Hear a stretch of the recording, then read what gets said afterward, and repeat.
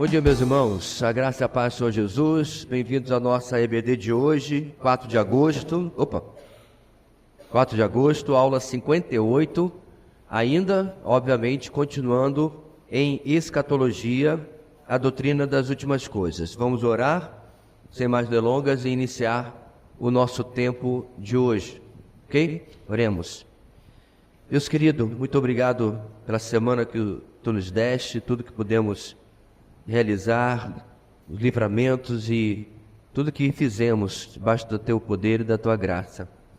Abençoa, Deus, agora o nosso tempo diante da Tua palavra. Abençoa, ó Deus, o entendimento daquilo que vamos ouvir. Teu Espírito Santo possa encher nossas mentes e corações, tirando, ó Deus, as preocupações, tudo que tem ocupado a nossa atenção, e possamos agora nos voltar completamente para a Tua palavra.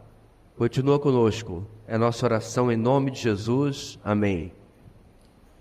Muito bem, meus irmãos. Nós vamos reler a nossa definição de padrão, que a gente tem feito, para dar início.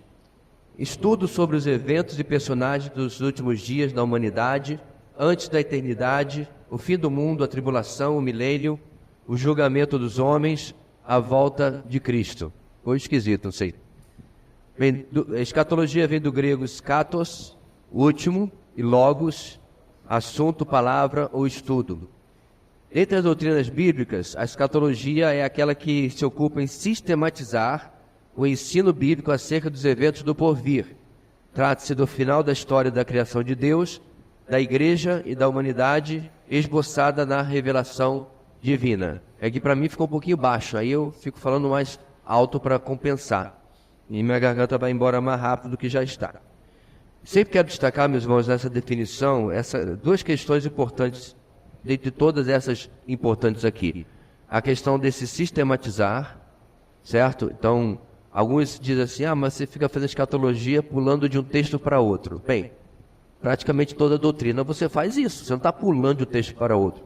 Você está juntando tudo aquilo que a palavra de Deus, que é só um livro, irmãos, que é só uma revelação, fala sobre determinado assunto. Então, você não vai tratar de soteriologia apenas em Romanos, apesar de ser grande parte do material, você vai para outros livros. A mesma coisa com escatologia. E a outra questão, irmãos, como a gente falou, que o que nos interessa é a escatologia revelada por Deus, revelada na revelação das Escrituras. Então não é o pensamento de algum homem, não é o devaneio de alguém, mas aquilo que Deus revelou aos seus profetas, e nós hoje estudamos para poder compreender aquilo que acontecerá no final. Bem, hoje, como inclusive anunciei no final da aula passada, nós vamos fazer um sobrevoo nas posições escatológicas. Mas tem que ligar ali, por favor, para eu poder acompanhar. Está tudo atrasado aí. Nós vamos ver as posições escatológicas, irmãos, em relação a dois assuntos em especial. Estão divididos em dois assuntos maiores. Primeiro, o arrebatamento da igreja em relação à tribulação. E, em segundo lugar, ao milênio. O que eu quero dizer por isso, irmãos?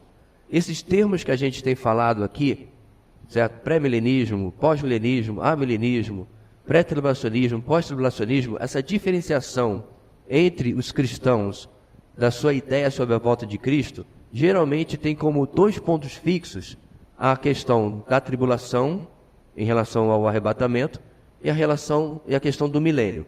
Ou seja, o arrebatamento acontece antes, durante ou depois da tribulação, certo? O milênio, ele é literal ou não? O que significa? Então, são essas duas interpretações que vão definir essas posições. Vale salientar que não significa que seja uma coisa tão hermética, todo mundo que é de determinada posição pensa igualzinho. Não, há variações, porque é verdade, há textos difíceis, há textos mais complicados de se entender, e aí as pessoas variam na sua interpretação. Bem, então vamos caminhar, irmãos.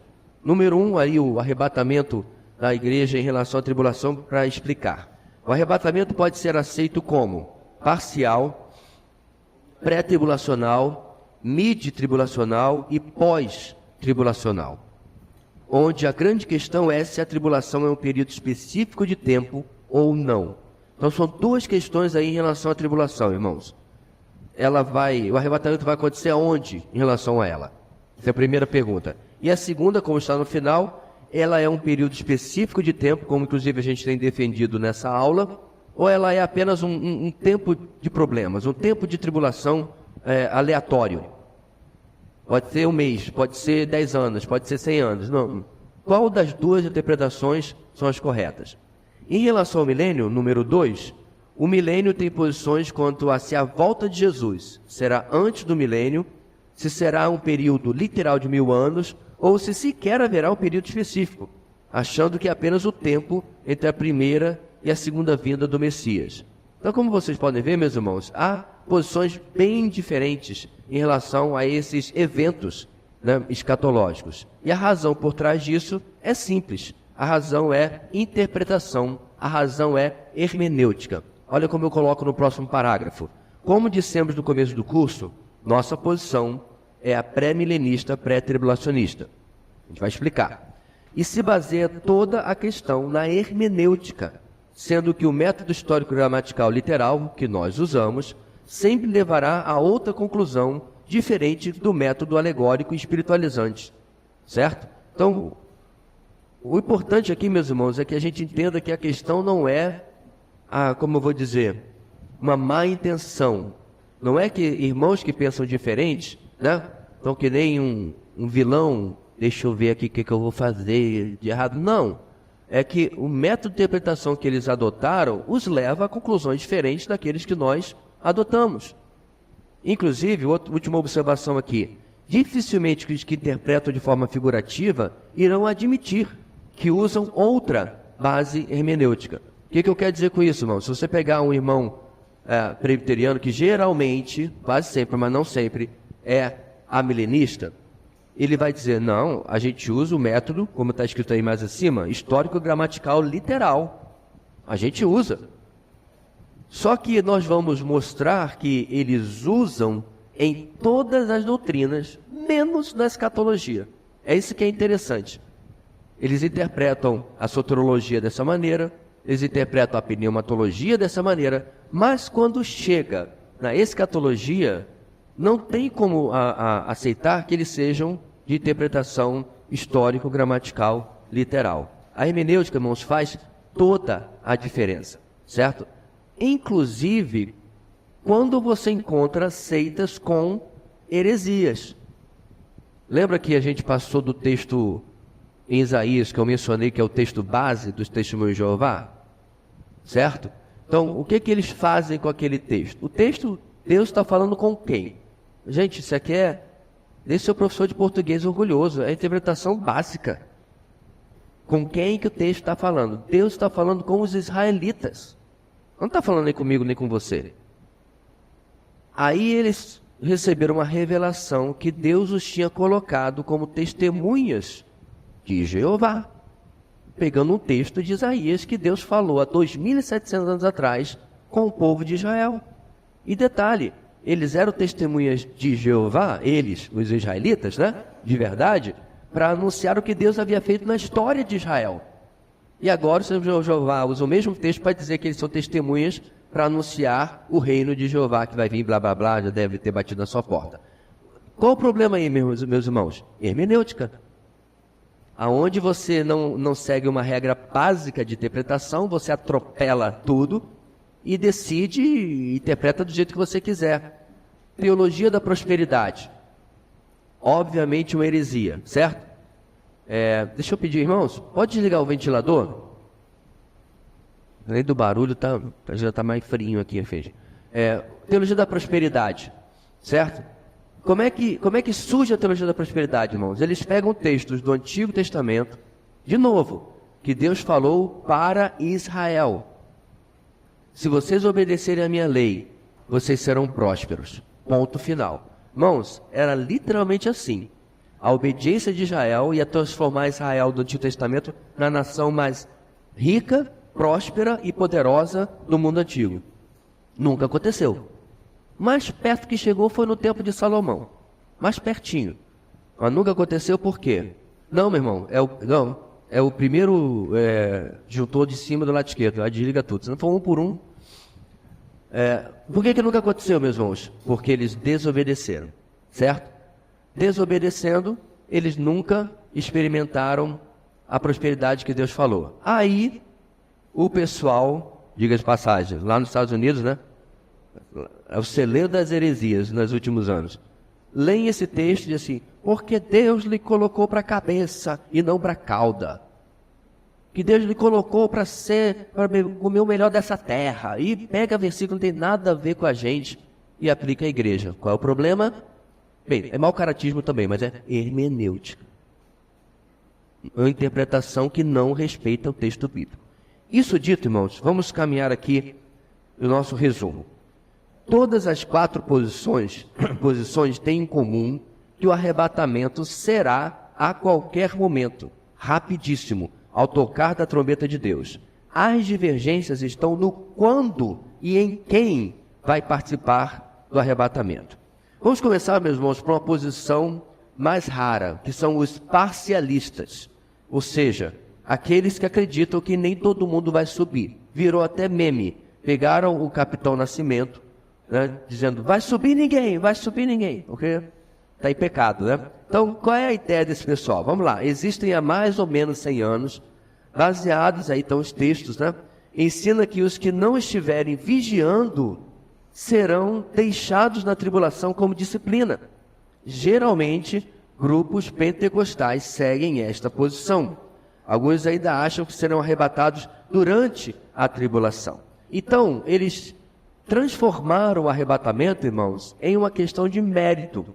Isso é típico de uma doutrina mais arminiana, onde você tem que fazer por onde, você tem que pagar o preço. Lembra dessa frase? Você tem que ser digno daquilo. O que é o contrário do Evangelho. Nós não somos dignos de absolutamente nada. Tanto a salvação quanto qualquer outra coisa na nossa vida, irmãos, é graça. Está embutido no significado da palavra até em português. Graça. Não me custa, custou a outro. Como eu já expliquei várias vezes, irmãos, não existe realmente nada de graça. Se você ganha alguma coisa, alguém pagou por aquilo. A saúde no Brasil é de graça. Isso é muito ingênuo, viu? Não. Você paga imposto. Você está pagando pela saúde e caro, muito caro. Tudo custa alguma coisa. A salvação também custou, só que o Senhor pagou por nós. Então os parcialistas, meus irmãos, eles têm uma visão aonde, se você não fizer por onde, você não é abençoado. E isso geralmente vale para toda a sua vida. Tudo na vida é porque eu paguei preço. Nossa, soube que o seu filho se converteu. Eu estou pagando o preço de oração dele há 10 anos. Finalmente Deus me ouviu. Gente, que mentalidade é essa que Deus, que você, eu vou salvar fulano, mas eu estou esperando ver se ela sofreu o suficiente, se ela pagou o preço suficiente. Não, meu irmão, o preço já foi pago na cruz. Não é a minha oração que força a mão de Deus. Eu não ia fazer, mas já que fulano pagou o preço, e aí isso se estende, irmãos, para o arrebatamento. Inclusive, a pergunta que você deve fazer para esse pessoal é o seguinte: qual tipo de pecado exatamente impediria você de participar do arrebatamento? Vamos supor que você está saindo de casa, você acordou aquele dia, nossa, hoje o dia promete, olha que dia abençoado. Ou seja, você aí é arrebatável, né? Porque você está na bênção. Que maravilha, que dia abençoado, que coisa, olha o sol, olha o céu, olha o passarinho. Aí, pum, dedinho na quina do móvel. Filho! Aí você cai em si que você se irou, xingou, tal, já não é mais arrebatável. Na verdade, eu não sei nem se já perdeu a salvação, porque, né? Estava tudo bem, agora já xingou, já se irou.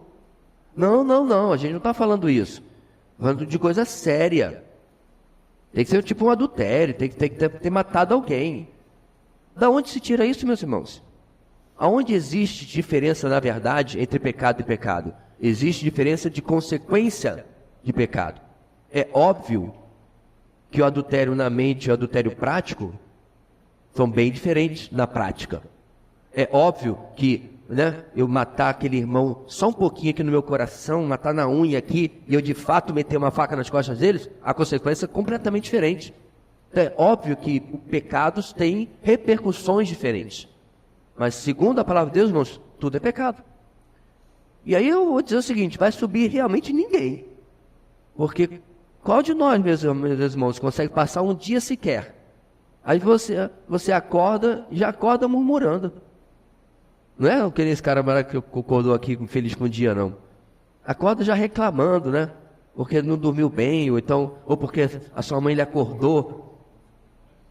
Mãe, faltam 3 minutos para o despertador. Você está muito irado porque ela ousou lhe acordar 3 minutos mais cedo e tal. E aí vai. Será que nós podemos dizer, irmãos, quando é que nós somos arrebatáveis? Eu acredito que não. É graça do Senhor. Então, os parcialistas, meus irmãos, difícil é convencer, viu?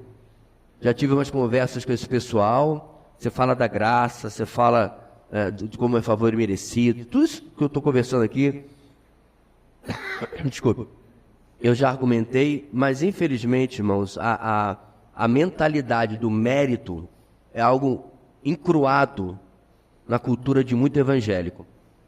E não estamos sendo injustos, realmente. A maioria de origem de linha mais pentecostal, né? De linha mais, inclusive, arminiana. Vamos ver o segundo tipo aqui, irmãos. Os midi-tribulacionistas. Popularizada desde 1941, entendem que apenas a segunda metade dos 7 anos é compreendida como tribulação, e dela a igreja será poupada. Entendem que a 7ª trombeta de Apocalipse 11:15 é a trombeta que é mencionada para o arrebatamento lá em 1 Coríntios capítulo 15, certo? Então, o que é midi-tribulacionismo? O termo já diz, a gente já viu sobejadamente no nosso estudo que entendemos que a tribulação é um período de 7 anos lunares, né? 7 anos de 360 dias. Na metade desse período, a coisa muda de figura. Desculpa. Engasgando com a minha própria tosse. A coisa muda de figura. O que já não estava bom fica muito, muito pior na segunda metade da tribulação. Então, esse pessoal entende o seguinte, que no meio da tribulação, a igreja será retirada, será poupada da pior parte da tribulação, na parte onde realmente a ira de Deus será derramada sobre a terra. O problema com isso, meus irmãos, é que a gente praticamente saberia, não é isso? Literalmente quando o arrebatamento ia acontecer. A gente sabe quando a tribulação começa. Ela começa com o pacto do anticristo com Israel. Meu amigo, eu já começaria no meu calendário. Botaria aqui no Google Calendar. Aqui no meu celular. Arrebatamento. Só calcular direitinho o número de dias. A gente já fez esse cálculo. Então, o midi-tribulacionismo, irmãos, não faz nem sentido do ponto de vista lógico. Obviamente, do ponto de vista textual também não. É uma interpretação equivocada desses textos. Mas, se o arrebatamento é algo que nós não temos como prever, como que ele pode ser agora praticamente com uma data marcada? Talvez a gente pudesse até errar 1 ou 2 dias na nossa conta aí, mas a gente estaria bem seguro de que a qualquer momento a gente vai embora. E isso simplesmente não faz sentido no ensino bíblico. Bem, esses 2 primeiros são bem mais raros. Agora vamos para os mais comuns. Número 3. Os pós-tribulacionistas. Posição muito antiga e interpreta a profecia de forma figurada e alegórica.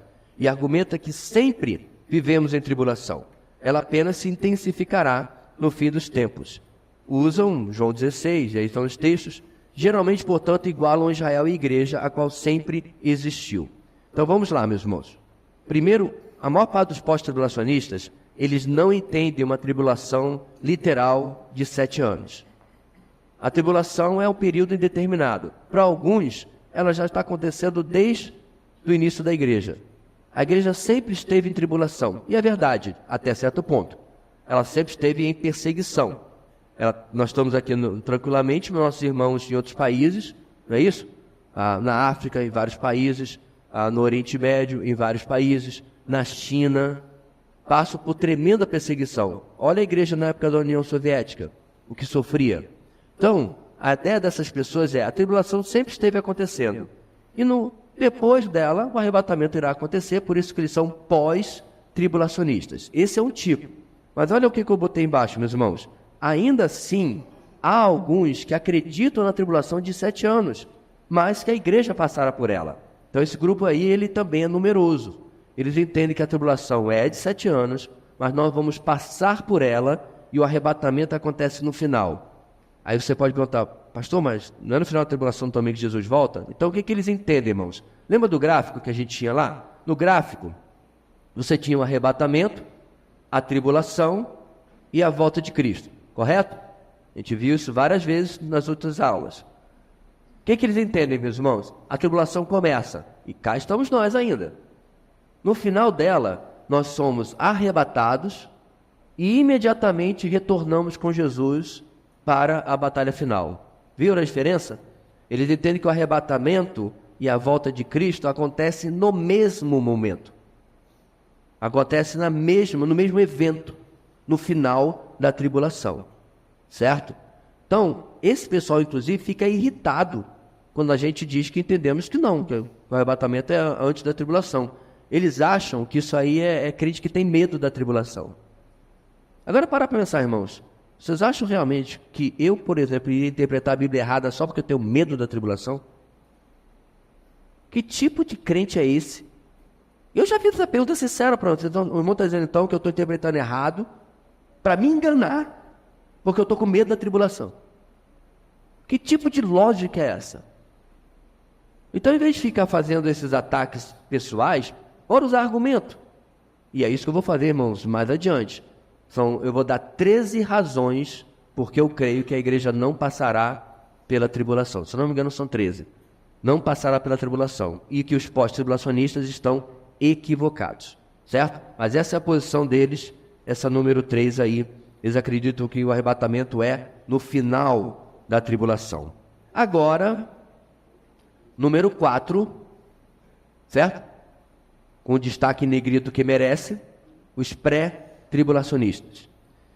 Entendemos que a 70ª semana de Daniel é a tribulação, sendo que as 69 primeiras semanas de anos se cumpriram na entrada de Jesus em Jerusalém. Lucas 19, tudo isso nós já vimos. E que um intervalo, um hiato profético, se aplicou e continua até hoje. Então, se porventura você não assistiu a esta aula, ela é 3 ou 4 aulas atrás, nós explicamos que um hiato, um intervalo profético não é uma coisa rara. Existe, inclusive, quando Jesus lê Isaías lá na sinagoga em Nazaré, o Espírito do Senhor, Deus está sobre mim, qual me ungiu a pregar boas novas, quebrantar de coração, tarará, e anunciar o ano aceitável do Senhor. Jesus para.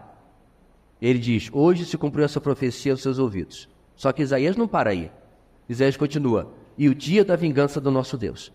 Jesus não lê essa parte. Por quê? Porque essa parte está sendo colocada em stand-by, em pausa, e ela se cumpre lá na tribulação. Já 2000 anos depois de Jesus ter lido na sinagoga de Nazaré. Esse é um exemplo, irmão, de hiato profético. Nós entendemos que entre a 69 e a 70, né, a 79ª e a 69ª e a 70ª, existe esse hiato e ela vai se cumprir na tribulação. Ok? Que mais? Defendem a natureza judaica da tribulação, sendo o final do tratamento de Deus com Israel. Assim, a igreja será arrebatada, será retirada, irmãos, antes desse período. Certo? Então, o que é natureza judaica da tribulação? Nós entendemos, meus irmãos, que a tribulação, ela cumpre a palavra que o anjo disse a Daniel. 70 semanas estão ordenadas. Como é que ele termina, irmãos? Isso, sobre o teu povo. Viu o que é respeitar o texto bíblico? O anjo estava falando com Daniel, que é um judeu. Ele não é igreja. Mas por mais que você queira manipular, rebolar, ele não é igreja. Então, o anjo diz, 70 semanas estão ordenadas sobre o teu povo. Da primeira até a 69. Não foi sobre Israel? Ele não estava no centro da narrativa? A número 70, irmãos, também.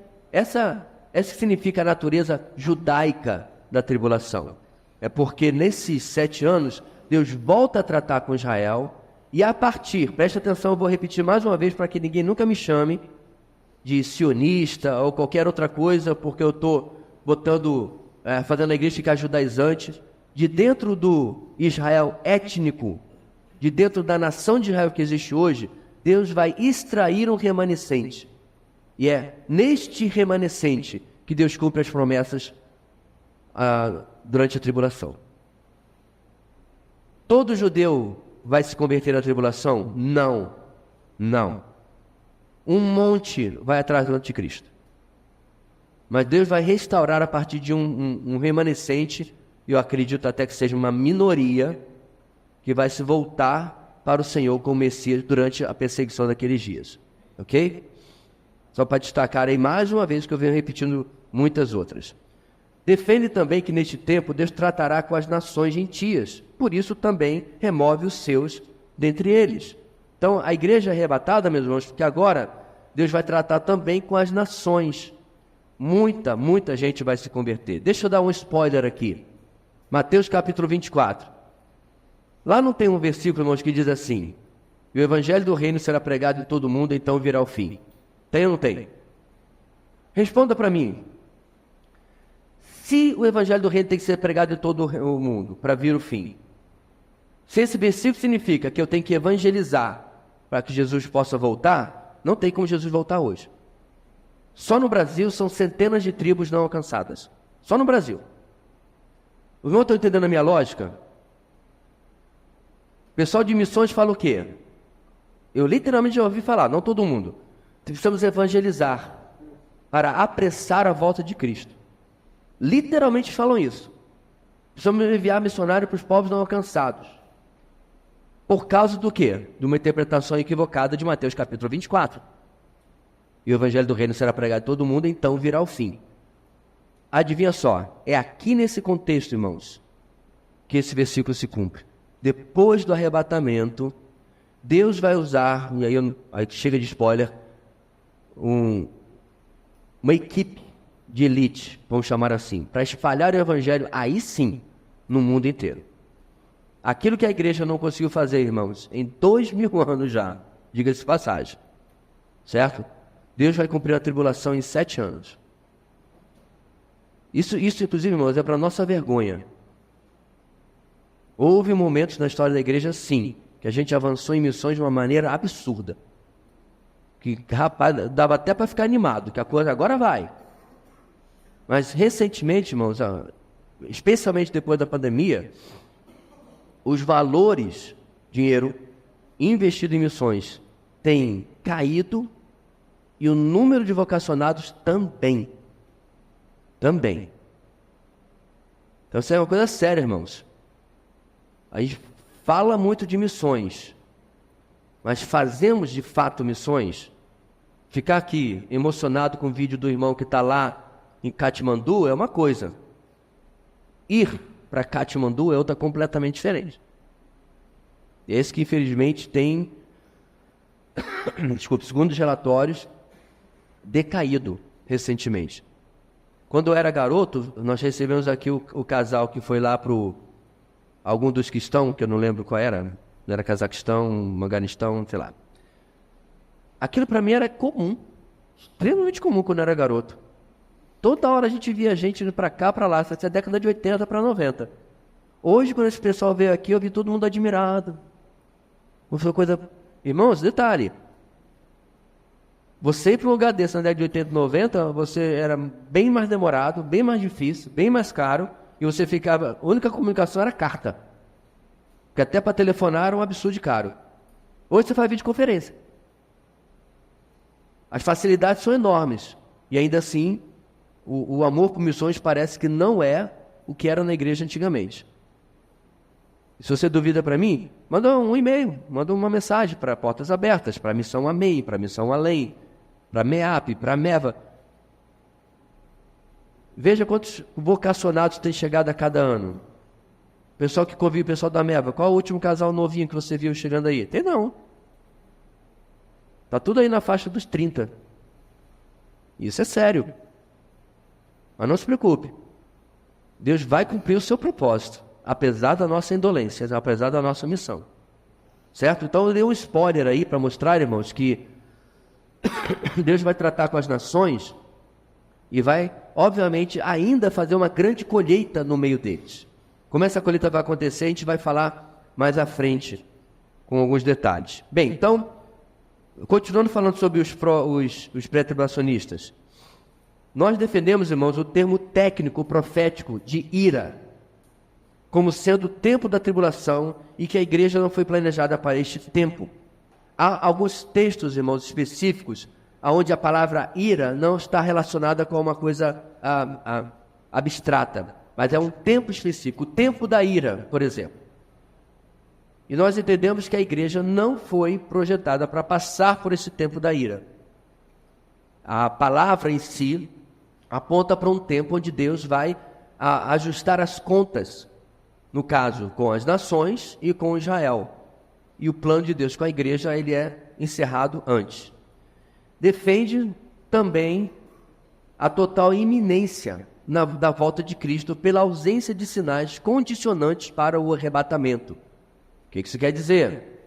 Não é necessário absolutamente nada acontecer para que o arrebatamento aconteça hoje. Então o que nós estamos defendendo aqui, meus irmãos? Literalmente, esta aula pode não chegar até o final. Ok? Então, esse é um problema também com algumas das outras posições. Eles ficam esperando este sinal, aquela coisa.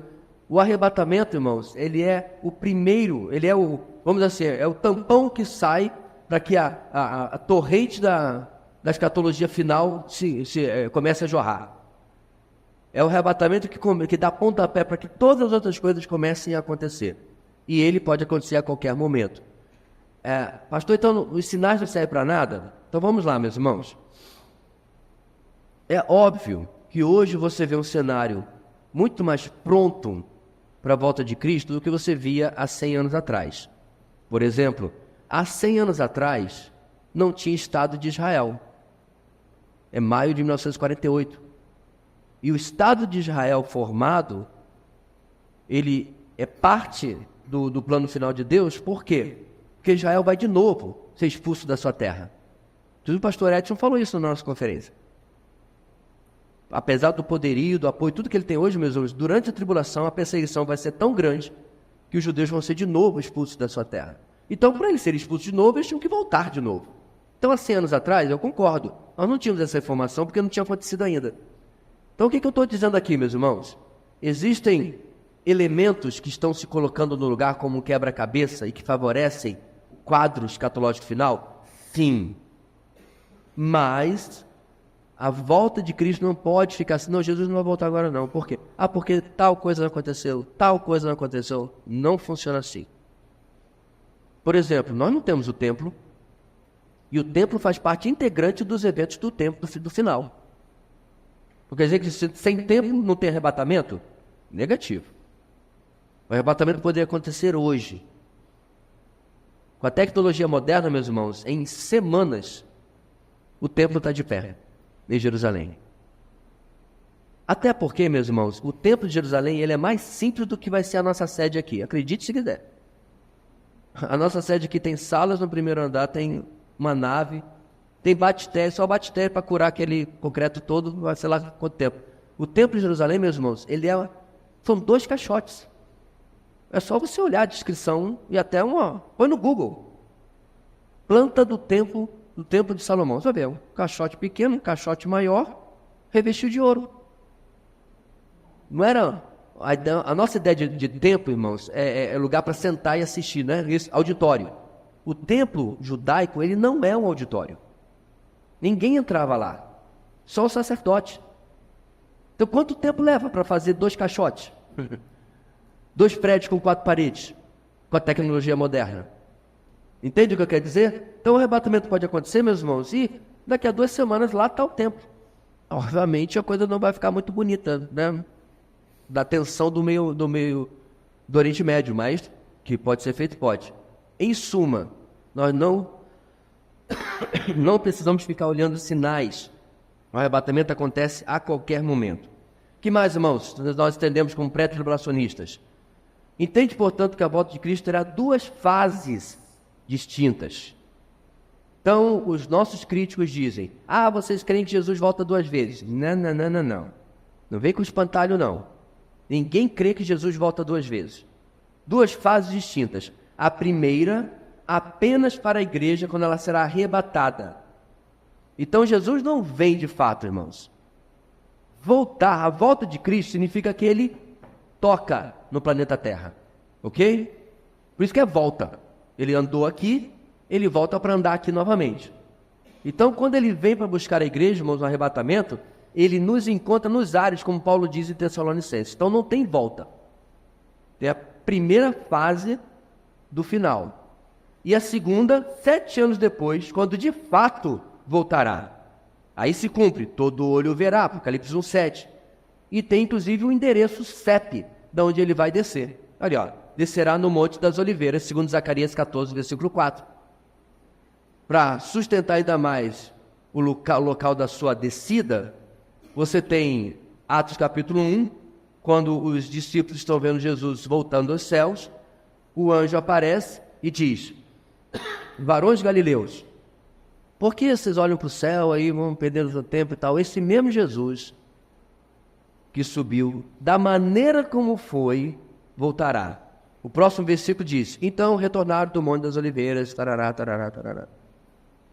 Então Jesus sobe aos céus do Monte das Oliveiras, há 2000 anos atrás, praticamente, e quando voltar, ele desce também no Monte das Oliveiras, confirmado por esse texto, Zacarias capítulo 14. Ok? Então, meus irmãos, quando alguém ficar dizendo que você crê que Jesus volta duas vezes, você já percebeu que o camarada nunca estudou a nossa posição. Ele acreditou em videozinho de YouTube, que é o que mais tem. O que mais tem? Pessoal que não estuda aquilo que quer criticar. Isso é uma péssima estratégia, viu, irmãos? Isso é até um pouco desonesto. Se você vai falar contra alguma coisa, estude aquilo. Mas não estude o que o Cifrone escreveu, não. Estude o que alguém que defende aquilo, é que a gente chama de fonte primária. Estude o que a pessoa que formou aquele pensamento está dizendo. Por exemplo, você quer criticar o pensamento de Nietzsche, que disse que Deus está morto. Não leia um crente que escreveu sobre Nietzsche. Leia Nietzsche. Prepare o antiácido, viu? Mas, entendeu, meus irmãos? Se você vai criticar uma coisa, leia a fonte. Para você poder entender o que aquela pessoa está dizendo e você mesmo criticar. Claro, depois você pode ler o que o irmão escreveu sobre Nietzsche. Chesterton tem bastante coisa sobre Nietzsche, era um cristão. Mas você não pode ficar apenas sobre fontes secundárias e terciárias, porque você pode pegar argumentos que são falaciosos. E muita gente quer criticar uma posição até mesmo teológica sem ter estudado aquela posição teológica. O que mais, irmãos? Acho que para terminar e a gente ir para o nosso intervalo. Durante os 7 anos, a igreja estará nas bodas do Cordeiro. Nós já vimos isso semana retrasada. E vai estar no tribunal de Cristo. E depois voltará acompanhando a Cristo, quando ele então estabelecerá o reino milenar. Então nós já aprendemos isso, que durante os 7 anos da tribulação, certo? O arrebatamento acontece. Aqui embaixo a coisa fica feia, mas aqui em cima nós vamos participar das bodas do Cordeiro, o casamento do Cordeiro, é a união final dele com a igreja, e o tribunal de Cristo, que nós já falamos um pouquinho, vamos falar mais, que é o tribunal de recompensa. É o tribunal, meus irmãos, onde você vai ganhar o seu galardão, a sua recompensa, aonde vai ser determinado quem é o maior ou menor no reino dos céus. Né? Terminologia que inclusive Jesus usa. Por quê, irmãos? Porque o milênio, o reino milenar, ele vai ser extremamente organizado. Então, aqueles que serviram a Deus de tal maneira digna vão ganhar uma posição de maior destaque, sim. Jesus fala literalmente do maior e do menor no reino dos céus. Isso significa que vai haver uma certa hierarquia, né? Uma certa organização para que o mundo possa voltar agora a funcionar realmente da maneira como deveria. Então, essas são algumas características, meus irmãos, que creem os pré-tribulacionistas, ou seja, que creem que o arrebatamento antecede a tribulação. A defesa de que não passaremos pela tribulação vai ser mais adiante. Vamos para o nosso intervalo. Depois a gente vai falar agora das posições escatológicas em relação ao milênio, como dissemos lá no começo. Vamos lá, irmãos, nosso intervalo. Muito bem, meus irmãos, retornando aqui, nós agora vamos para as posições de interpretação em relação ao milênio. São 3 posições e, como sempre, a hermenêutica se diferencia muito entre elas, não entre eles, entre elas. Em primeiro lugar, pós-milenismo. Então, o que o pós-milenismo defende, irmãos? Creem que o reino de Deus está sendo estendido paulatinamente pelo mundo através da conversão dos homens em resposta à pregação do Evangelho. O mundo finalmente seria cristianizado, então Jesus voltaria iniciando a ressurreição, o julgamento e a eternidade. Em outras palavras, o pós-milenismo acredita, meus irmãos, que o mundo vai melhorar porque o cristianismo vai crescer de tal maneira que vai transformar a própria sociedade. Ele sofreu, meus irmãos, um golpe muito forte no século XX, porque foi o século das guerras.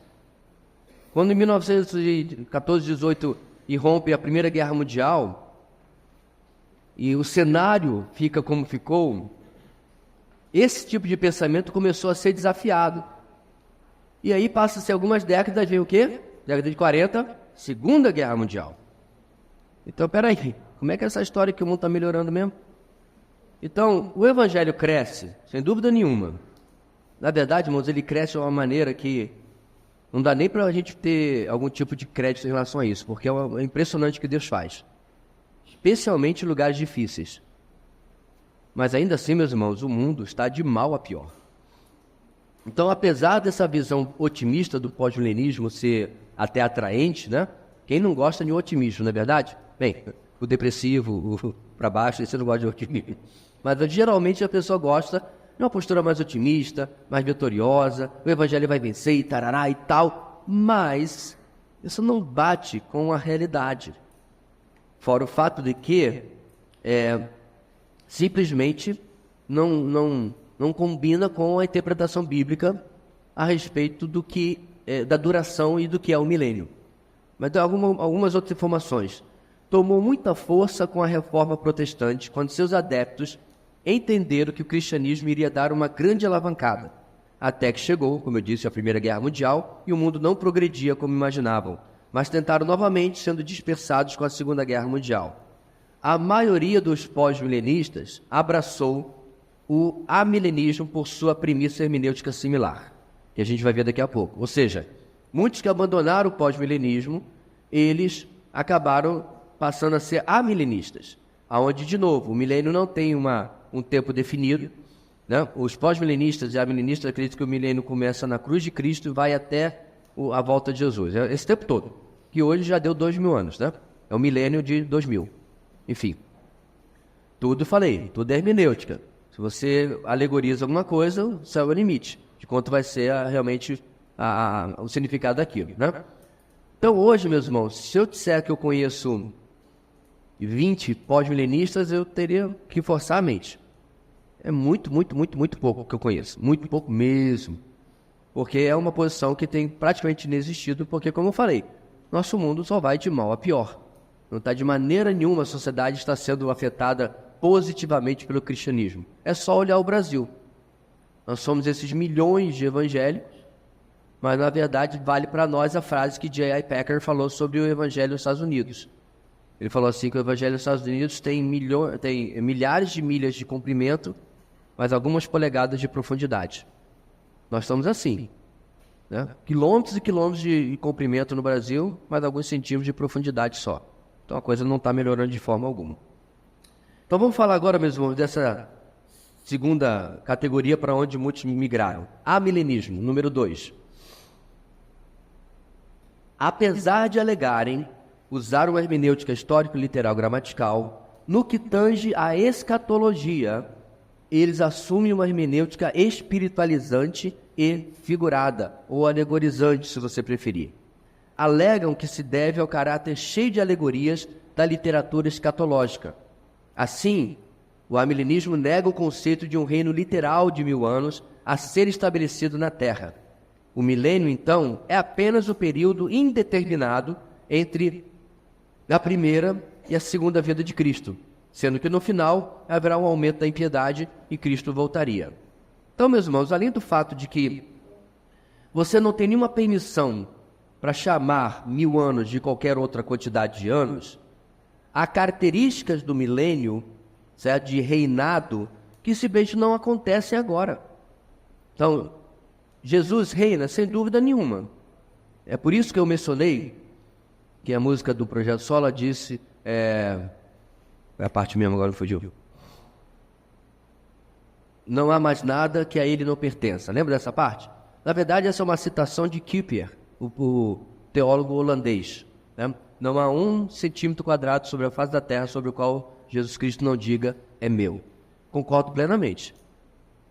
Mas veja bem, esta verdade não anula a verdade que o mundo jaz no maligno. O reino é do Senhor, mas existe um usurpador.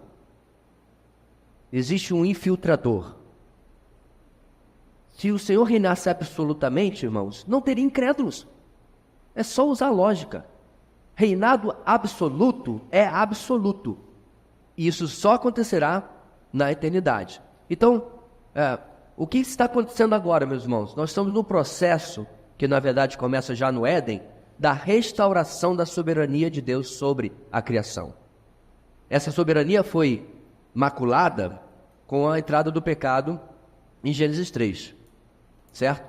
Deus providencia a redenção em Cristo e através dela o mundo continua paulatinamente sendo transformado e aí a história vai continuar com tribulação, com milênio, com finalmente a eternidade, aonde de fato o mal vai ser totalmente banido e aí o Senhor vai reinar absoluto, 100% mesmo. Pastor, o senhor está dizendo hoje que Jesus não é Senhor de verdade? Esse é o problema. A gente explica. E as pessoas querem fazer ataque sempre no caráter da pessoa. Irmãos, Jesus é Senhor, tá? Mas vamos lá. Vai usar logo a pessoa, né, que todo mundo fala na história. Jesus era Senhor de Hitler? E não. Entendeu? Sim e não. Ele é Senhor de tudo.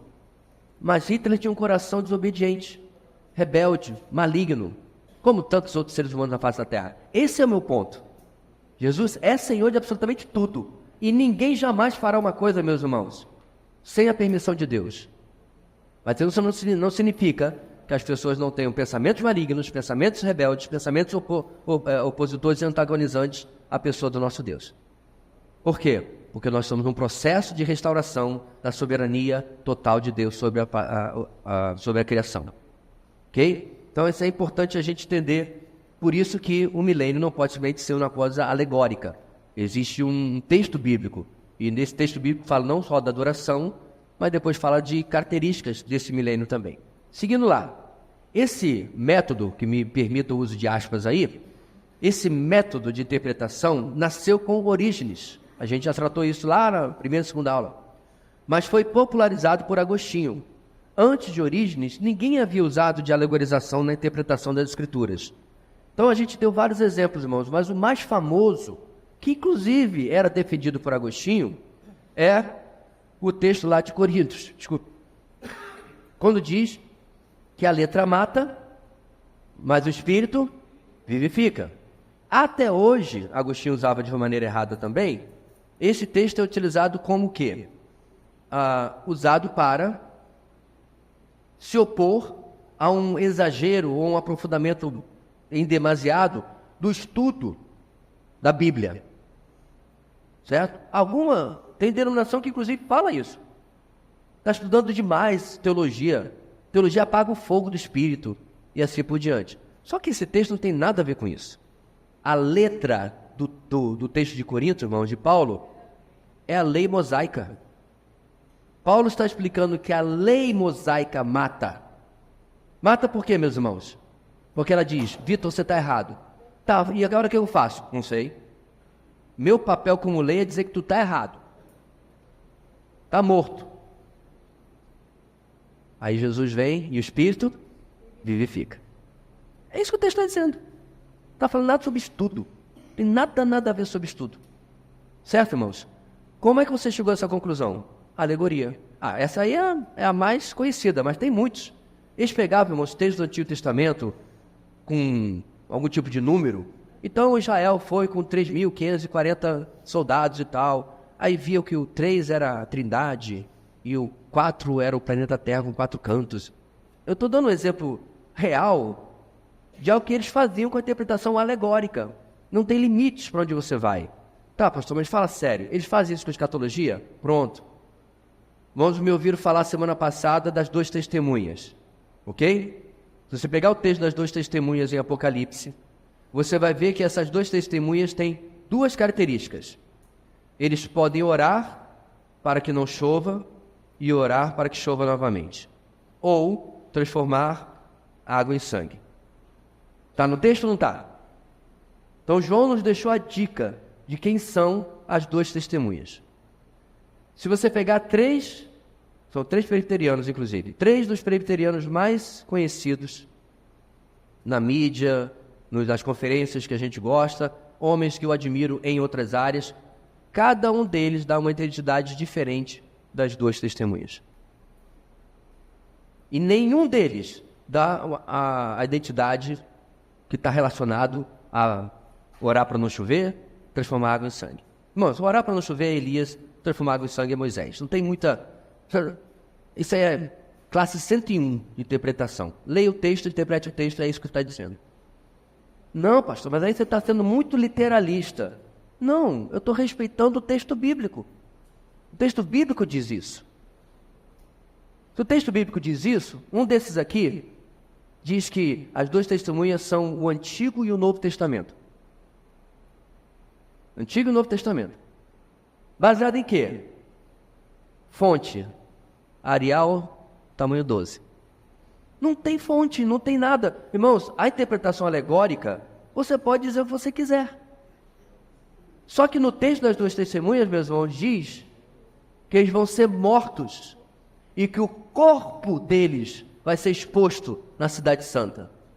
Como é que você expõe o corpo do Antigo Testamento? Vai ser um monte de livro lá, pegando fogo? Como é que você expõe o corpo do Novo Testamento? Vamos entender, meus irmãos, como que a gente não pode aceitar uma interpretação dessa? Porque não bate com o que está no texto bíblico. Aí você simplesmente tem que aceitar a alegorização porque alguém, né, com doutorado disse que é assim, assado. Isso simplesmente não funciona, pelo menos não funciona comigo. Não é assim que a coisa toca. Bem, último parágrafo ali para te completar. Surpreendentemente, os reformadores eram geralmente amilenistas, uma vez que mantiveram a posição de Agostinho da Igreja Católica. Reformaram a soteriologia, a doutrina da salvação, mas não a escatologia. Então, meus irmãos, é bom destacar isso, uma vez que a gente vive mencionando que nos entendemos como uma igreja reformada. A reforma, amados, não é um pacotinho, tá bom? Esse está sendo o problema de muita gente. Eu conversava com um rapaz que veio da Sara Nossa Terra, essa igreja neopentecostal, cheia de coisa esquisita. Beleza. E aí ele, no meu post que falava sobre escatologia, ele dizia assim: me admira o senhor, defendendo uma posição, olha ele, irmãos, defendendo uma posição arminiana e pentecostal. Eu falei, aonde? Porque na cabeça dele, a escatologia que temos ensinado aqui na nossa EBD, irmãos, é coisa de pentecostal e de arminiano. Aí eu falei assim, você já ouviu falar de um homenzinho chamado, um senhorzinho, é até meio competente, chamado John MacArthur? Já ouviu falar de um outro, menos senhorzinho, mas já está indo para essa direção, chamado Marcos Draconato? Eu ouvi falar de Vlach, já ouvi falar, aí eu comecei a mencionar, nenhum deles é arminiano ou pentecostal, e todos pensam como nós pensamos aqui. Aonde eu quero chegar, meus irmãos? Esse irmãozinho querido, ele um belo dia conheceu a fé reformada, que bênção, conheceu o calvinismo, maravilha, só que ele entendeu que era um pacotinho. Dentro desse pacotinho, meus irmãos, inclusive, no começo, tinha um batismo infantil. Essa foi a única coisa que os batistas resolveram tirar do pacotinho, né? Esse aqui não. Tira o batismo infantil e batismo só por imersão. Mas mantiveram a maior parte das coisas. Então, aonde eu quero chegar, irmãos? Uma das frases mais famosas da Reforma é: Igreja reformada, sempre reformando. Significa o quê? Ao longo da história, desde 1517, início da Reforma, ao longo da história, a igreja foi percebendo outras áreas que estava fora da palavra de Deus. Certo? Então, não nasceu tudo pronto em 1517. O que foi inicialmente modificado pelo protesto de Lutero foi a salvação pelas obras. Essa foi a base da reclamação por causa das vendas das indulgências. Foi aí que ele declarou, o que obviamente já estava na Bíblia, o justo viverá pela fé. Romanos capítulo 1. Ao longo do tempo, irmãos, várias coisas, o próprio Lutero, várias coisas ele foi mudando aos poucos, pelo exame das Escrituras. O que a Reforma fez, irmãos, é devolver a Bíblia para a sua mão e dizer agora, estuda e tire suas próprias conclusões, em vez de aceitar o que Roma fala.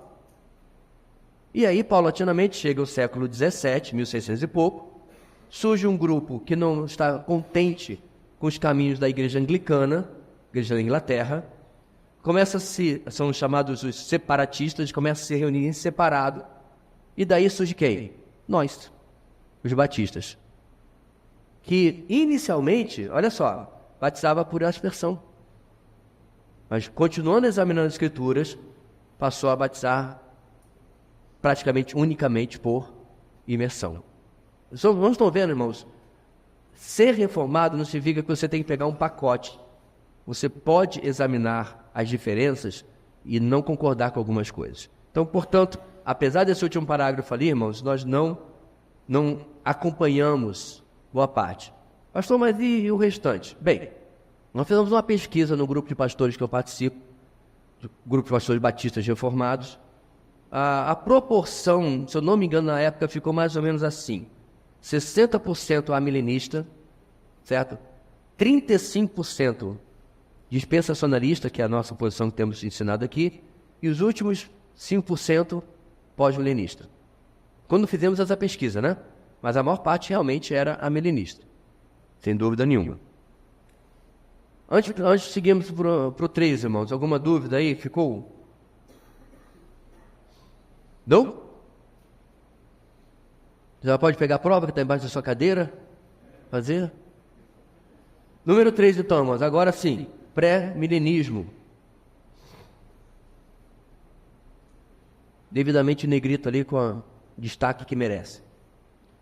Com base numa hermenêutica, agora sim, literal, gramatical, histórica, para todas as doutrinas, seus adeptos se diferenciam das demais posições, ou dois das demais posições. Assim, creem que a vinda de Cristo ocorrerá antes de um período literal de 1000 anos, o reino, no qual Cristo governará pessoalmente a partir de Jerusalém. Certo? Não se trata de algo novo, como muitos querem acusar, mas um novo nome para o que se chamava normalmente de milenismo, que sempre existiu até Orígenes de Agostinho introduzir em seu, entre aspas, método novo de interpretação. Detalhes quanto ao milênio, nós vamos ver mais adiante no nosso estudo. Mas o importante aqui é o seguinte: o milênio, nós entendemos que está no texto bíblico, 1000 anos, texto de Apocalipse, e nós entendemos, irmãos, que é o cumprimento da profecia do Antigo Testamento, várias vezes feita, do reino do Messias, ou seja, do reino messiânico. O reino terá no seu núcleo, certo, governamental, Israel. Mas ele não vai ser um reino de judeus. O reino é de Cristo. Ele governará sobre toda a terra, a partir de Jerusalém. Certo? Então, o pessoal que já está movendo a embaixada para Jerusalém já está fazendo certo, porque não vai ser Tel Aviv.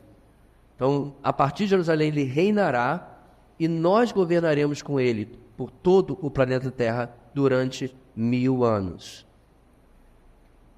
O que a gente pode adiantar sobre o milênio? Não será democracia como nós conhecemos aqui. Democracia já diz, né? É do demo, não estou brincando, mas eu sei que não é. Não. Vai ser de fato uma teocracia. Detalhes sobre isso. Se, por exemplo, vai ter algum tipo de representatividade local, eu não sei. Se a gente vai poder votar nome de rua, eu não sei. Se a gente vai poder votar nessa ou naquela lei, eu não sei. Qualquer coisa nessa área, meus irmãos, é mera especulação. O que nós sabemos é que Jesus reinará e que absolutamente nenhum mal será tolerado. É por isso que eu brinco, até o Detran vai funcionar. Ontem eu recebi o meu aviso de uma pequena intervenção, procedimento cirúrgico, não é pequeno. Só levou 25 dias para chegar o aviso no SUS digital. 25 dias. Se precisar disso para viver, provavelmente já estava morrido. Até o SUS digital vai funcionar, irmãos, no milênio. Rapidinho vai aparecer lá a sua consulta. Então o ponto aqui, meus irmãos, é que esse mundo não funciona por um subproduto do pecado, há muitos, né? Chamado incompetência humana. Nós não queremos que a coisa funcione. Simplesmente não há realmente vontade do bem público. Como você explica que em vez de fazer ruas que simplesmente aguentem, tem rua que aguenta ou não aguenta? Você vê buraco todo o tempo na Villeroy? Não vê, não é verdade? Está lá, Villeroy asfaltada há anos e não aparece um buraco. Porque o resto da cidade não é feito da mesma maneira. Porque não tem interesse na coisa pública. Por que você teve, foi um mês e pouco atrás, aquela chuva terrível, gente perdeu propriedade, perdeu casa, porque não tem interesse na coisa pública, e assim por diante, irmãos. Então tudo isso vai se resolver.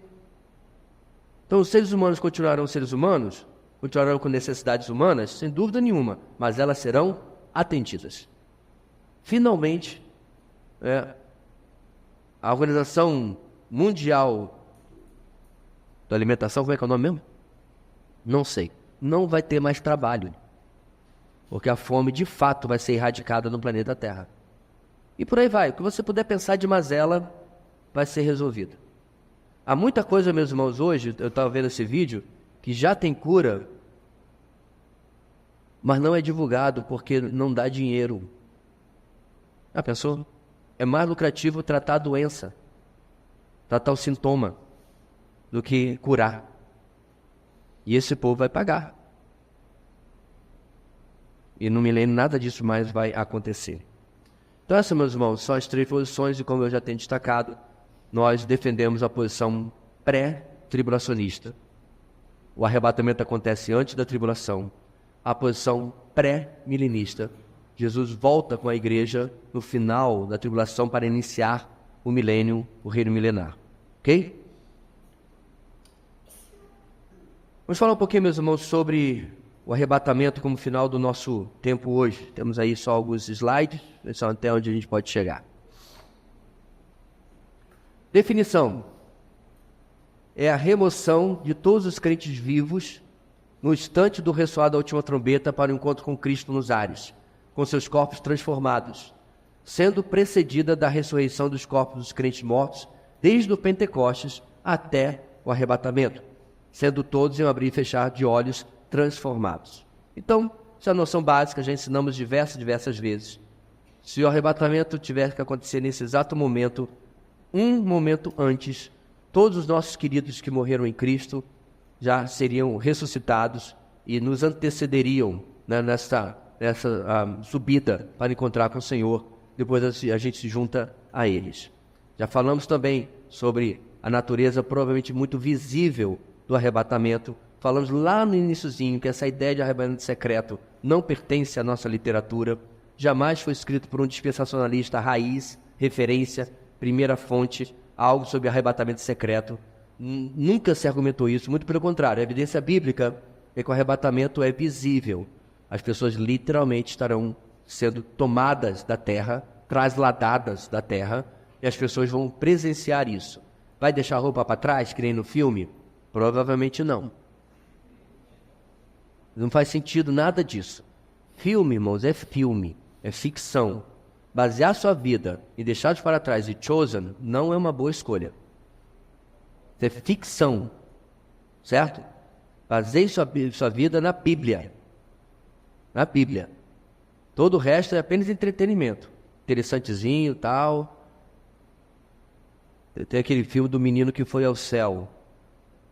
Supostamente ele morreu, foi pro céu, aí viu lá a irmãzinha dele, sei que lá. Um amigo estava comentando que ele viu um vídeo na internet da pessoa pregando em cima do filme. Então você vê, meus irmãos, como é que a vida, o mundo cristão tá esquisito. É um filme. Mas é baseado em, desculpa a redundância, fatos reais. E a Bíblia? Tem algo mais real do que a Bíblia? E precisa realmente de filme, peças, ou o que quer que seja, para poder basear aquilo que a gente vai pregar? Complicado, né? Então, o arrebatamento, irmãos, tem características muito peculiares, mas são fáceis de ser entendidas. Continuando. O arrebatamento é o primeiro de uma série de eventos que tomarão lugar na história com o cumprimento das predições bíblicas. O texto clássico que trata desse assunto é 1 Tessalonicenses 4, 13 e 18, que já lemos anteriormente. Isso aqui é uma revisão. Segundo este texto, o arrebatamento da igreja acontecerá da seguinte forma, repetindo: os mortos em Cristo Jesus, que já morreram, ressuscitarão e subirão ao céu com corpos glorificados. É bom destacar que as almas dos crentes que morrem vão imediatamente para o céu, aguardando o dia em que serão unidos aos seus corpos ressuscitados e glorificados. O que é que eu estou querendo dizer com isso? Os nossos entes queridos que já morreram em Cristo, eles não estão nem dormindo e nem estão pairando por aí que nem alma penada, certo? Eles não estão visitando você de noite, não estão velando você enquanto você dorme. Tem gente que não vai mais dormir aqui agora, porque já ficou apavorado com a ideia, né? Nada disso. Eles estão com Cristo. Okay? A ressurreição do corpo não aconteceu, mas a vida em Cristo, a vida eterna para eles já iniciou. Okay? São coisas distintas. Apocalipse fala que João vê as almas dos mártires. E a ressurreição deles não aconteceu ainda. Então, eles estão em Cristo agora. Os vivos em Cristo, último parágrafo, Jesus, serão levados de forma visível. Hoje nós, né? Imperceptível e não invisível ou secreta. Eles serão arrebatados logo em seguida à ressurreição dos cristãos. Então, mais um resumo aí do que eu acabei de mencionar. Seguindo, irmãos, o arrebatamento precisa ser compreendido, segundo as Escrituras, em separado da segunda vinda pelos 7 anos da tribulação ou 70ª semana de Daniel. Ele encerra o tempo da igreja na terra e ela passa a ser julgada no tribunal de Cristo. Assim, dando oportunidade para que na terra se cumpram as promessas das alianças abraâmica, davídica e da nova aliança de Jeremias, inicialmente direcionada ao povo pactual do Antigo Testamento.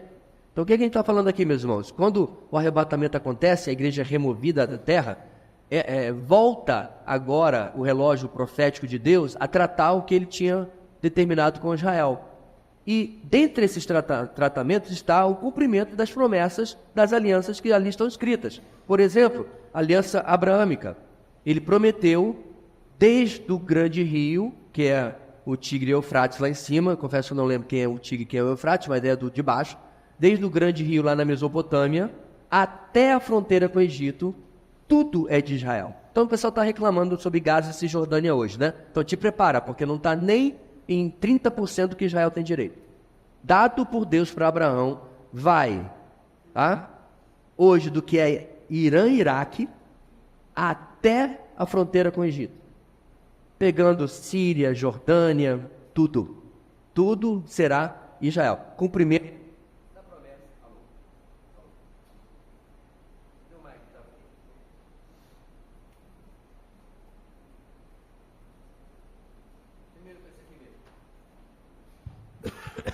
Termino com isso aqui mesmo. Cumprimento da promessa abraâmica, da aliança abraâmica. A aliança davídica, qual é?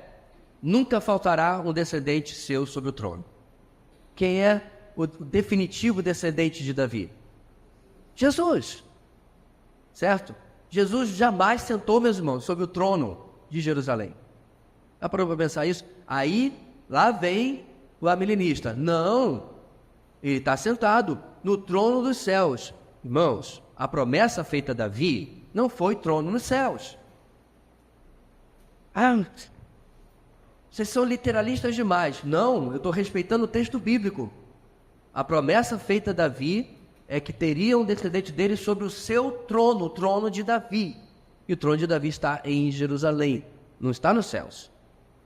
Então entende o importante a gente respeitar o texto bíblico? Mais uma vez respeitando o texto bíblico. Aonde estão as profecias da nova aliança? Jeremias e Ezequiel. Repare que quando você lê a profecia, meus irmãos, o profeta está se direcionando ao povo de Israel. Pastor, o senhor está dizendo que a gente não está na nova aliança? Calma. Cuidado com a veia no cérebro não estourar. Claro que estamos. Claro que estamos. Todo cristão hoje é o cristão da nova aliança. Sem dúvida nenhuma. Mas a promessa feita específica ao povo judeu se cumprirá quando? Quando eles entrarem na nova aliança durante a tribulação. Então são profecias, meus irmãos, feitas de maneira específica e direta que ainda não se cumpriram.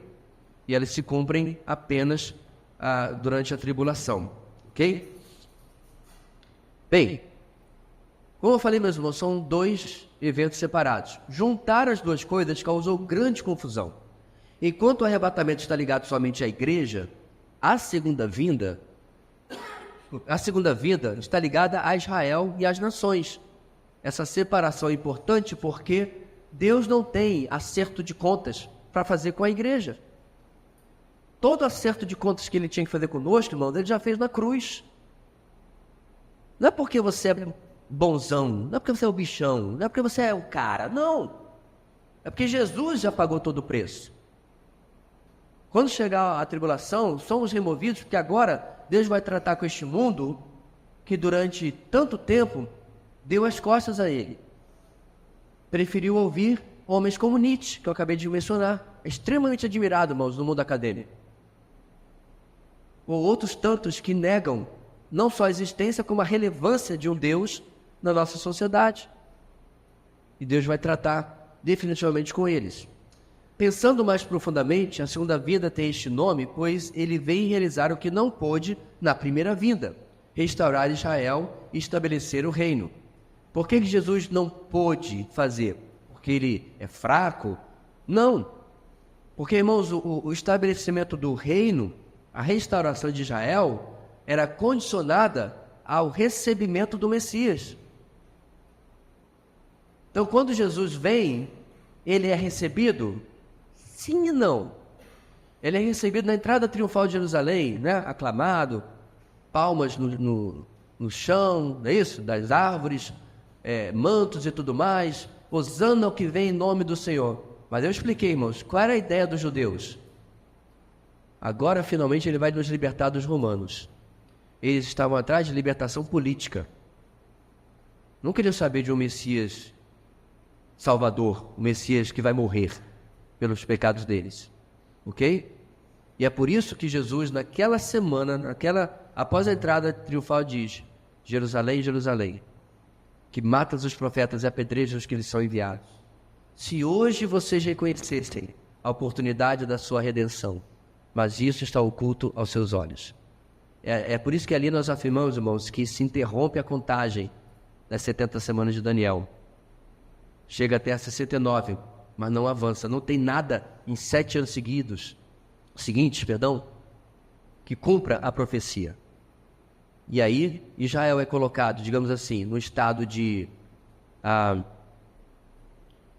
cegueira, o torpor, essa é a palavra que eu estou procurando, de torpor mental e espiritual, que já dura 2000 anos, onde ele não tem como reconhecer Jesus como Messias. Por isso que o reino não pôde ser instaurado, né, e Israel não pôde ser restaurado, porque ele não reconheceu Jesus como Messias.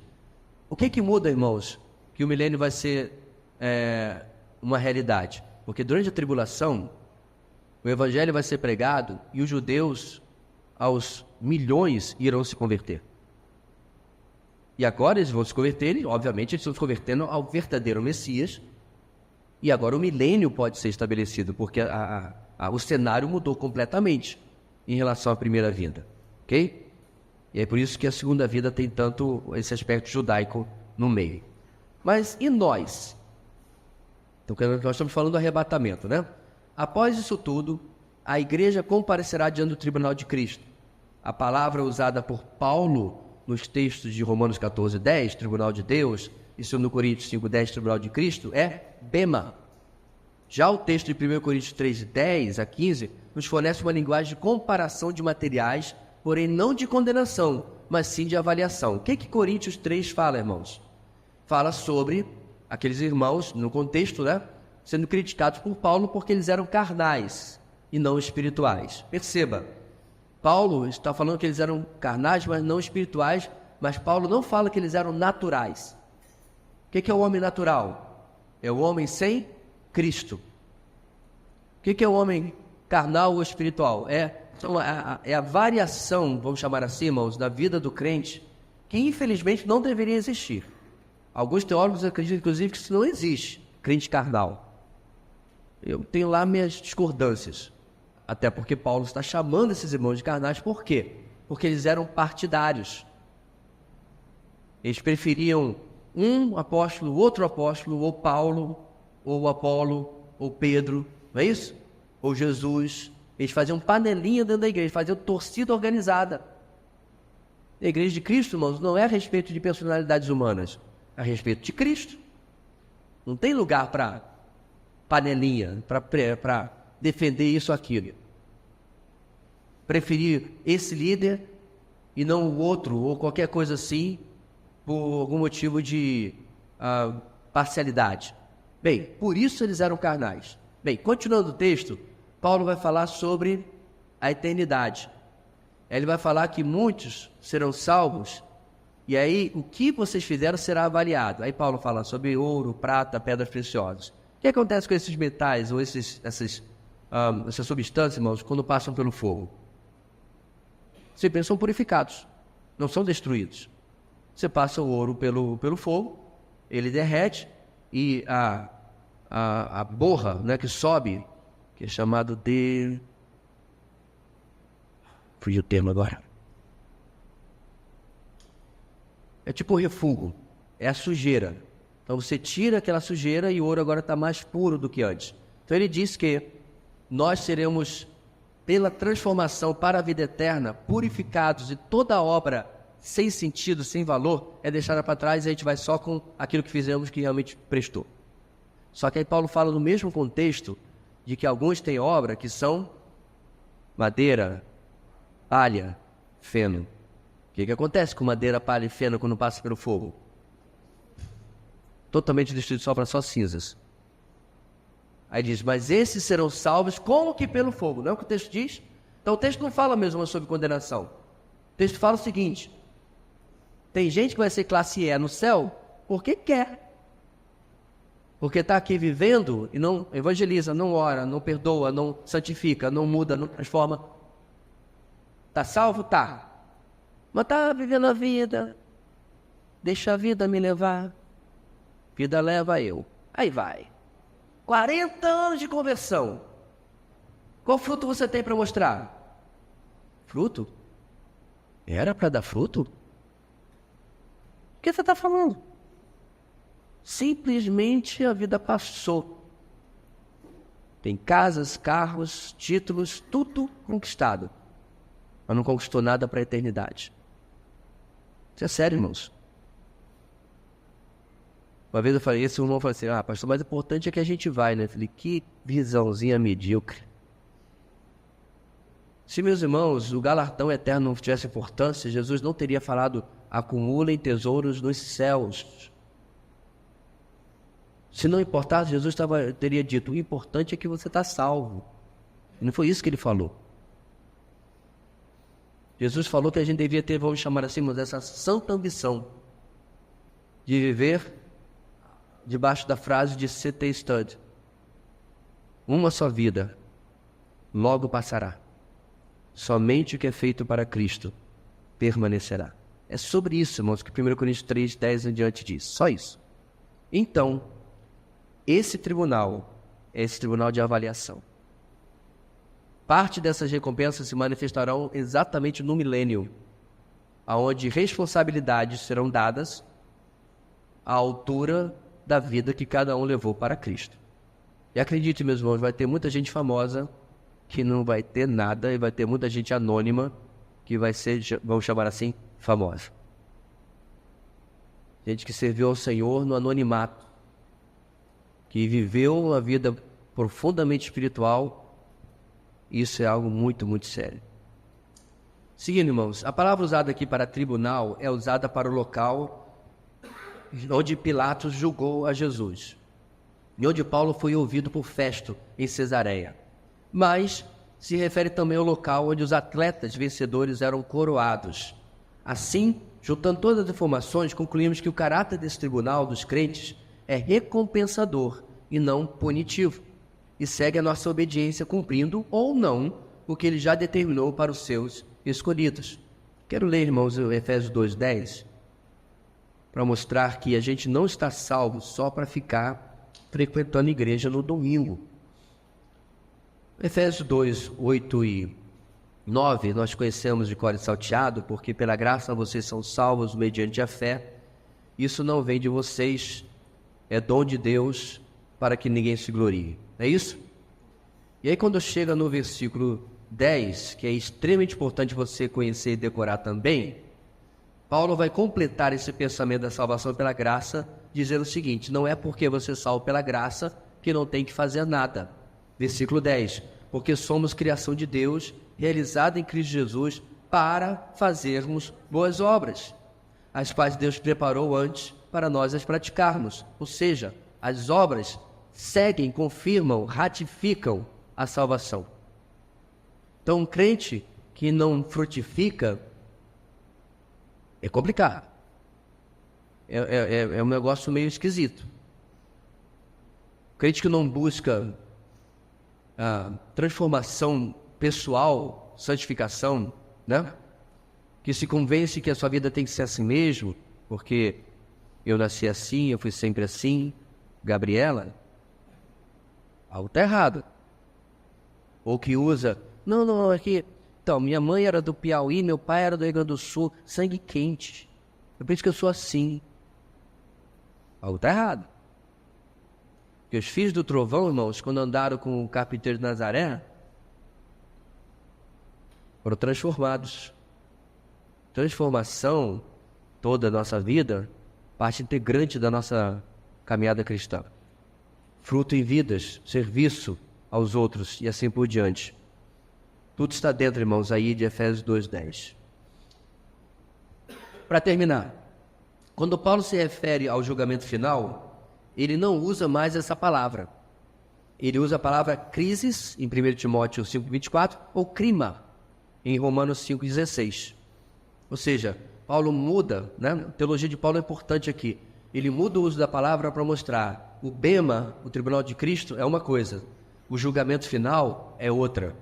O caráter aqui é de recompensa, o caráter aqui é de condenação. Uma coisa é diferente da outra, certo? Ademais, a ideia de recompensa dos salvos e galardões está presente em outros muitos lugares. Então, irmãos, é importante nós lembrarmos que a vida cristã funciona assim, ela é uma vida de recompensa. Ela é uma vida onde o Senhor reconhece o que a gente faz. Detalhe, apesar de fazermos pelo seu Espírito e pela sua graça. Não é interessante isso? Ele nos recompensa apesar de fazermos por meio do poder dele. Mas somos recompensados quando assim somos usados para a sua glória. Então vamos ficar por aqui, meus irmãos, para não nos delongarmos, mas deixa eu só dar um flash ali do que a gente vai ver, continuando sobre arrebatamento semana que vem e aí migrando para o próximo assunto. Nós vamos falar sobre termos na Bíblia usados para o arrebatamento, ou seja, quais são as palavras gregas que são usadas no Novo Testamento para destacar o arrebatamento, porque cada uma delas tem um significado diferente. Elas são interessantes porque dão a ideia geral do que será esse evento que nós aguardamos a qualquer momento. Mais alguma coisa, irmãos, aí que ficou não claro para a gente? Diga, Reginaldo, precisa do mic aí, senão não sai na gravação. Pastor, sobre o pré-milenismo, né?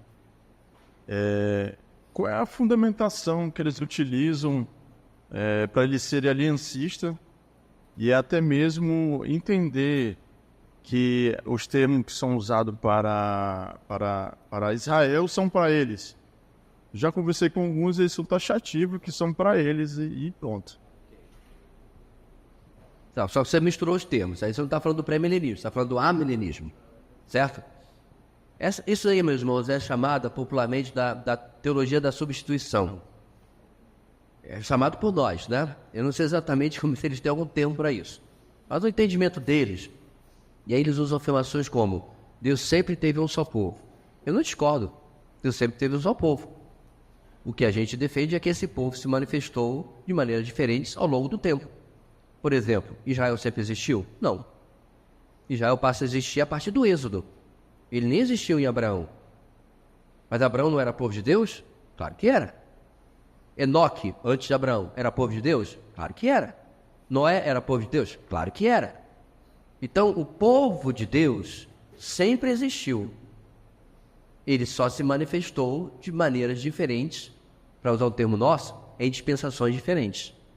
Ok? O que eles defendem é que não.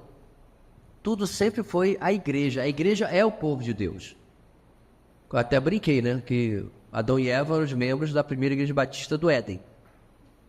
A primeira que existiu. Então eles começam ali, para eles, todo salvo, todo santo, todo justo, era membro do povo de Deus que eles identificam como igreja. Para tanto, eles usam textos como, por exemplo, quando Paulo fala, nós somos o verdadeiro Israel de Deus.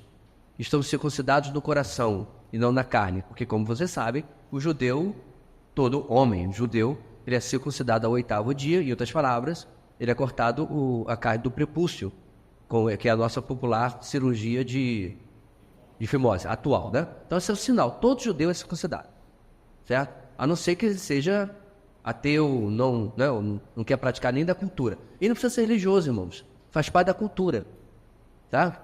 Então, nunca pisou na sinagoga, mas manda circuncidar o filho, porque é o sinal dos judeus. Então, Paulo diz, os verdadeiros judeus somos nós, que somos circuncidados no coração e não na carne. Então, eles pegam isso de Paulo, tá vendo? Paulo está dizendo que a verdadeiro Israel é o Israel espiritual e não o carnal, não o étnico, né, o físico.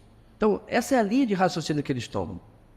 Dizer que isso é totalmente e absolutamente impossível, hermeneuticamente, não seria honesto.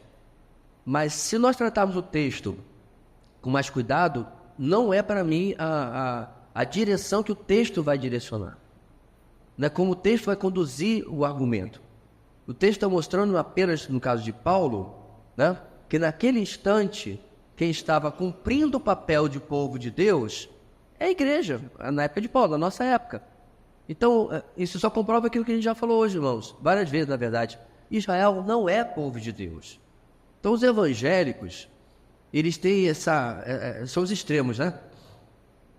Ou eles rejeitam Israel totalmente, ou eles estão abraçando de tal maneira que passa pano para qualquer coisa que Israel faz. E não é uma coisa nem outra.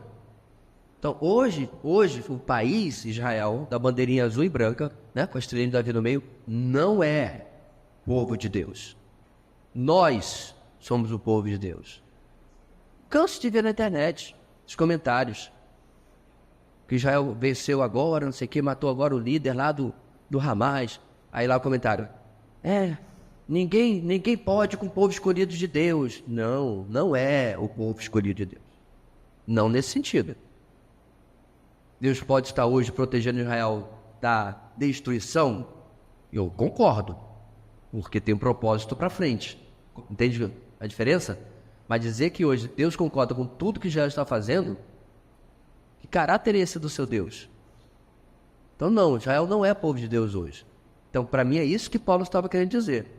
Hoje, o verdadeiro Israel, nesse sentido espiritual, no sentido de submissão ao Messias, somos nós. Porque nós seguimos o Messias.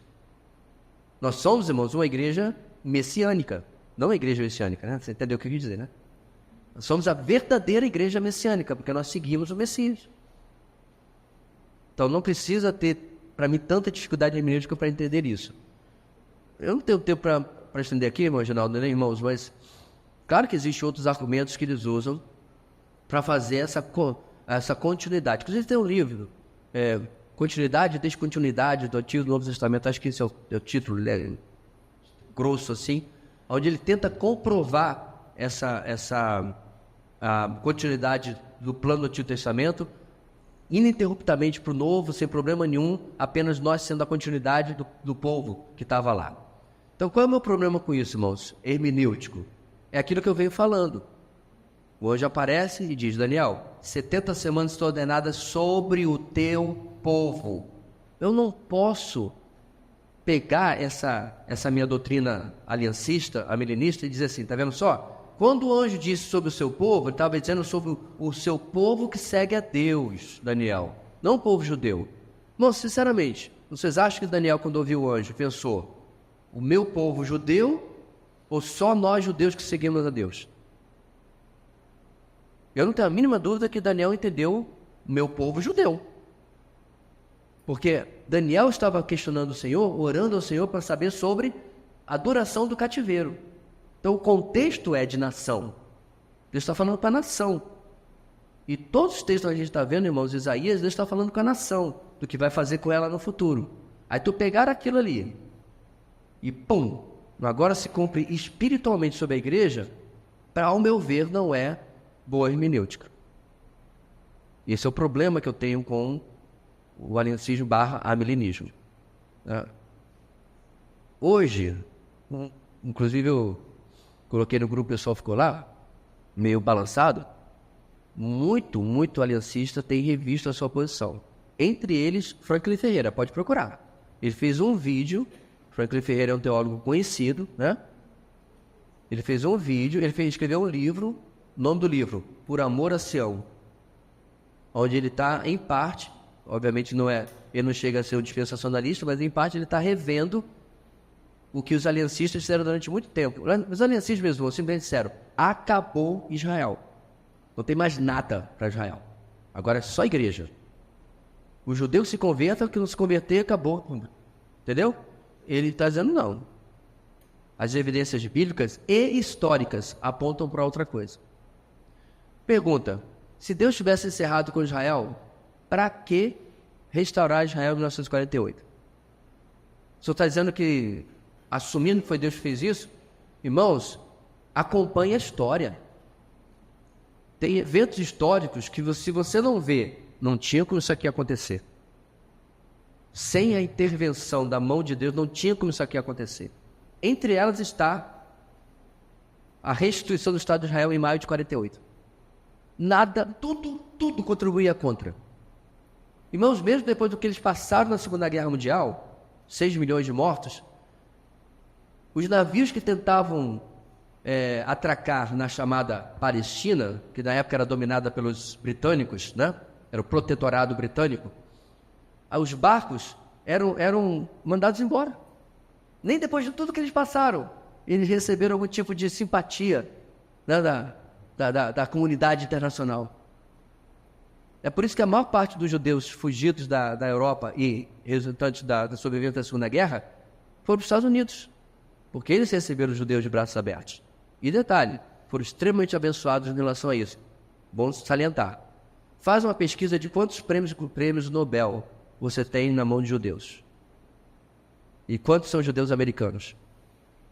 Aí você vai ter uma ideia de como esse povo, meus irmãos, se você quiser botar só porque eles são especiais, não.